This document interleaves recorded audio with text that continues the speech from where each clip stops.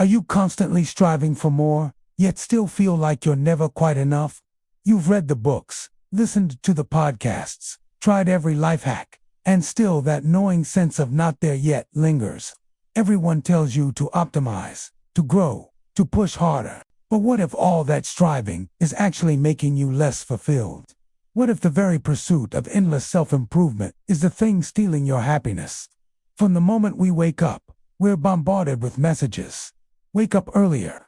Read more. Work harder. Achieve more. Crush your goals. And sure, growth sounds inspiring. Who doesn't want to improve?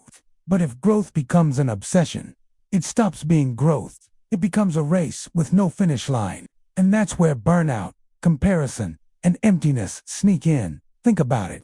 When was the last time you paused on to chase the next milestone? Not to tick another task off your to-do list, but simply to appreciate where you already are. Most of us don't. Instead, we're stuck on the achievement treadmill.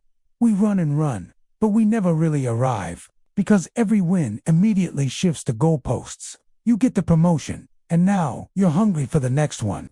You start working out, and suddenly you're comparing yourself to someone further ahead. You reach a personal milestone, but now it feels small compared to what others are doing.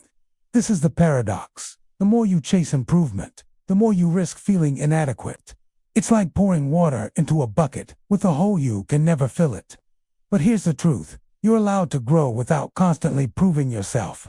You're allowed to want more while also being enough right now. Real growth doesn't come from endless hustle. It comes from balance, from knowing when to push and when to pause.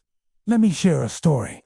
A fisherman in a small village spent his days catching just enough fish for his family. The rest of the day, he would relax, laugh with his children, and enjoy life. One day, a businessman told him, "Why don't you fish more? You could sell the extra, buy a bigger boat, hire men, expand your business, and one day you'll be rich." The fisherman asked, "And then what?" The businessman replied, "Then you can retire, relax, and spend time with your family." The fisherman smiled and said, "But I'm already doing that." That story reminds us of something powerful. Sometimes what we're chasing is already right in front of us. We just can't stop long enough to see it. Growth is beautiful. Learning is powerful. But growth at the cost of joy isn't growth, it's slavery. The real key is to redefine success. Instead of asking, "How can I do more?" start asking, "What actually matters?" Instead of comparing yourself to others, compare yourself only to who you were yesterday. And most importantly, give yourself permission to say, "I am enough, right now, exactly as I am." Because when you truly believe that, growth stops being a desperate chase. It becomes a natural evolution. So here's my challenge to you. For the next week, every time you feel the urge to push harder, pause. Ask yourself, am I doing this because I truly want it, or because I am afraid of not being enough? That simple question can change the trajectory of your life. Because happiness isn't waiting for you in the next milestone.